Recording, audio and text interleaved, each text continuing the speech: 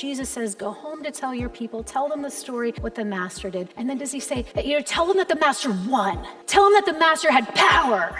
No, that's not what he says. He says, tell them that the master had mercy. And that mercy is demonstrated in the one as an example of the whole of the redemption of the world that he offers us. So let's go back to the text. Verse 6, and I love this. When he saw Jesus a long way off, I love that because I think it's an interesting mirror to the introduction of the text on the prodigal son. Some of you can look at that later. When this man saw Jesus a long way off, the man ran and he bowed in worship before him. Then he howled in protest, "What business do you have, Jesus, Son of the high God, messing with me? I swear to God, don't give me a hard time." Jesus had just commanded the tormenting evil spirit, get out of the man. All right, we're going to notice 5 things as we move through this text. So thing number 1 is really super important. Thing number 1 is this. Do you notice how normal Jesus was? Let me underscore. Jesus' prayer was a parenthetical in the text. Here's what Jesus doesn't do. Jesus doesn't grab a microphone and start screaming religiosities. Jesus doesn't gather his friends and be like, y'all circle up around this guy. We're going to let him have it from the kingdom of heaven. That's not what Jesus does. Jesus doesn't start dancing around like some crazy hyper-spiritual dance. Jesus doesn't do any of that. Jesus is profoundly normal. So much so that his prayer in this space is almost an afterthought. It's a parenthetical. The second thing that I want you to notice is that this unclean spirit, this afflicting spirit, had to acknowledge and submit to Jesus. In other words, Jesus was in control. He's in full control. Listen to me. When we say that there's another team on the field, what we are not saying is that there are 2 equal and opposite teams on the field. What we are saying is that there is one team that has the receipts. He raised from the dead. It is a conquering, overwhelming team full of mercy and kindness and justice. And the other team, they are angry and they are trash talking and they are throwing things.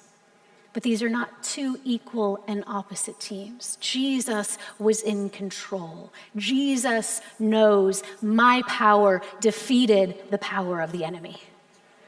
The power that lives in you as a follower of Jesus, which then allows us in moments like this to be normal and to recognize that God is in control. And the last thing in this bit of text that I want you to understand is that the spiritual condition of this man was very clear.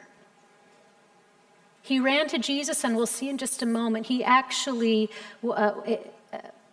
exposed himself. The Spirit exposes himself clearly to Jesus, names himself. There is no question about what is going on. Now, this is really important to understand that the condition was clear. There was a manifestation in the face of Jesus Christ. This is important because some faith traditions, and maybe we come from some of those, tend to teach us that our job is to put a spiritual condition on top of other things. So we see a thing that we don't like, and we're like, oh, that's just a spirit of blah, blah, blah. She's just got a spirit of that. He's got a spirit of that. That's not what we see in the text, okay? And whenever we, as Christians who are ministering to people, pray in such a way as to impose a sense of, I think there might be something going on of a spiritual, afflictive kind of nature, that can be damaging. And it can be spiritually abusive, which is why in those contexts, we would always, always involve a pastor and a conversation about how do we need to pray in this moment. What this means is that we don't run around randomly casting demons out of people for how they vote. I know you might be trying. What it means is if we've got a kiddo who's doing some normal developmental stuff, we don't tell him that he's just being influenced by the enemy. Like, what it means is we use wisdom and discernment, okay? The lesson from this text, let me repeat it, is that the man's spiritual condition was very clear, and it was demonstrated in an adversarial manner against Christ. It was anti-Christ. Moving on in verse 9, Jesus asks him, "Tell me your name." And he replies, "My name is Mob. I'm a rioting mob." Then he desperately begged Jesus not to banish them from the country. This word mob in the Greek is actually translated legion. Think the legion of a fighting army. This is a man in distress. Jesus asks the Spirit, "What is your name?" And again, because he's in control, the Spirit reveals itself. I am a mob. I am legion. It's a desperate person. Can you remember this word, sozo? What I want you to notice in this text, and actually in all of the New Testament, is that when Jesus encounters suffering, the word that is most commonly used to describe him is compassionate. Jesus has compassion on this man. What is your name? He sees someone who is unsafe. Jesus has compassion. Now things are going to get either weird or weirder, depending on your general, ceiling for what's weird, okay? A large herd of pigs was grazing and rooting on a nearby hill. That's right, Jesus has gotten off the boat. There's a shore nearby. There's a cemetery. There's some farmland, clearly. There's a large herd of pigs grazing. The demons, these unclean spirit called legion in this man, begged him, "Send us to the pigs so we can live in them." Jesus gave the order. He's very normal. He's clearly in control. But it was even worse for the pigs than for the man, because crazed, they stampeded over a cliff into the sea and drowned. Those tending the pigs, clearly scared to death, bolted and told their story in town and country. Everyone wanted to see what has happened. Yeah, right. They came up to Jesus and saw the madman sitting there wearing decent clothes and making sense, no longer a walking madhouse of a man. Those who had seen it told the others what had happened to the demon-possessed men and the pigs, because, pigs are expensive. At first they were in awe. Note this. At first they were in awe. Then they were upset over the drowned pigs because, remember, they're expensive. Plus, it's pretty gross. They demanded that Jesus leave and not come back. Isn't this fascinating? They're in awe over what happens. Then they get upset because it is so outside of their brain space and because it cost them something. And then they ignore it. Jesus, just get out of here. It's too much drama. So here's what I'd like you to notice about this text. What I'd like you to notice about this particular part of the text is probably exactly what you did not notice, because you were probably noticing the weirdness of the pigs and the cliff and the jumping off and the drowning, because it's weird, right? Right? It's weird. Can we admit that? So that's what we notice.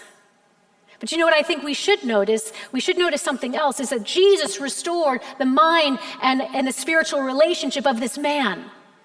That's what gets lost in this chaos. We pay attention to the weird, wild stuff. But while that's happening, do you know what else is happening? Clearly, this man is getting mended.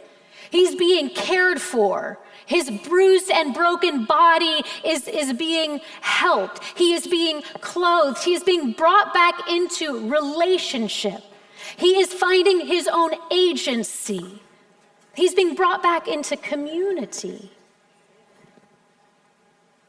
Scripture says that he's no longer a walking madhouse of a man. Now, I don't know how you come to a text like this. I come to it as a mom. And I think everyone else is like paying attention to like, wow, that's a little out of my box. I don't know what to think about this. But do you know what his mom is thinking? She's thinking, he was lost and now he's found. He was oppressed and now he's not oppressed anymore. His mind was like a garden that was out of control, and all of a sudden it's been pruned. That's what his mom is saying. She's saying Jesus, he didn't freak out. He didn't get all religious. He didn't judge him. He made him safe. That's what she's thinking. My son is safe. That's what the healing power of Jesus does. As Jesus was getting into the boat, remember, he's in a nowhere place, on a nowhere shore, with nowhere people. No one knows why he went there. I sort of wonder if it was just this one guy to tell us his story, so that Jesus would remind all of us through the ages that there is no place too far for him to go. He's getting back in the boat, and the demon-delivered man begs to go along, of course, because he's safe with Jesus. But Jesus wouldn't let him. He said, go home. Go home to your own people. Tell them your story, what the master did, how he had mercy on you. Then the man went back and began to preach in the 10-town area about what Jesus had done for him. He was the talk of the town. As so often happens when we encounter Jesus, we who have encountered him, we want to stay close to him. Everyone else is like, well, that was weird.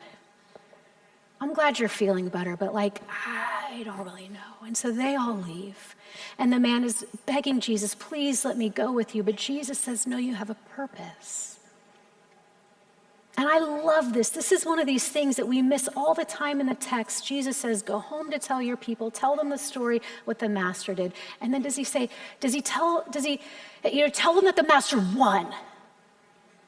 Tell them that the master had power. Tell them that the master kicked some booty, no, that's not what he says. He says, tell them that the master had mercy. Mercy. Jesus goes to a nowhere town, to a nowhere person. You know why? Because he is merciful. And that mercy is demonstrated in the one as an example of the whole of the redemption of the world that he offers us. We live, my friends, in a merciless world. We live in a world where good news is not for the poor. But in the kingdom of God, everything is entirely different. And Jesus doesn't just say it, because if he just said it, it would be a dumb philosophy that didn't work. If he just said it, it would be foolishness. And it would only work on your very best days after you won the lottery. But he demonstrated it. He rescued, he redeemed, he made safe. He said, I've got receipts. That's what these things are. And they're not meant to just make you go like, wow, what a cool guy. They're meant to help you understand that when I say I am good news in a world full of bad, you can trust me.